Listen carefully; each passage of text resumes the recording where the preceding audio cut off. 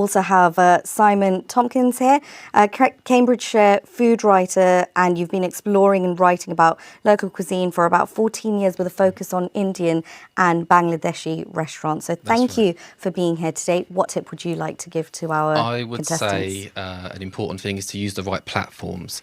So a lot of people will use platforms like Twitter, which aren't really suited for promoting your restaurant. So focus on the right things like Instagram and Facebook, because Twitter can waste a lot of time, for example. So you want to double down on the platforms that are really going to make a difference. Okay, brilliant. Thank you so much. What would you say, Simon? I thought they were all quite strong, if I'm honest. One thing that I noticed was... You can only choose, four. I know, it's been a very tough call, I must say. But one thing I did notice that was missing was a mention of a plan.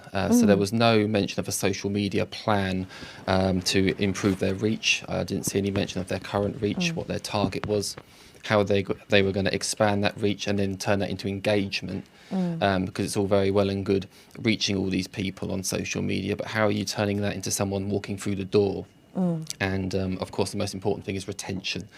Once you get those people through the door, how are you making them a repeat customer? Because as we all know, repeat customers spend 64% more on their food than people that visit just once. So I'd like to see more conversation about their plan, what targets they've got, and more kind of numbers.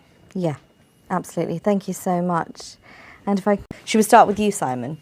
I've got the mic, so let's go. Let's go. So this question's for Mr. Chowdhury from The Wild Time. One of social media's many strengths is its cost. It's pretty much free and it's very powerful as well. But you mentioned about sponsoring local football teams, which obviously requires a lot of upfront investment and a lot of money. Are you finding that an effective way of marketing and building your brand compared to social media? I mean, we have our social media active as per normal. We have our social media active, which is free. But at the same time, engaging with local, we have members of people that actually, we sponsor a number of teams. The return that we get from the friends and family, the word of advertisement, enormous, quadruple amount.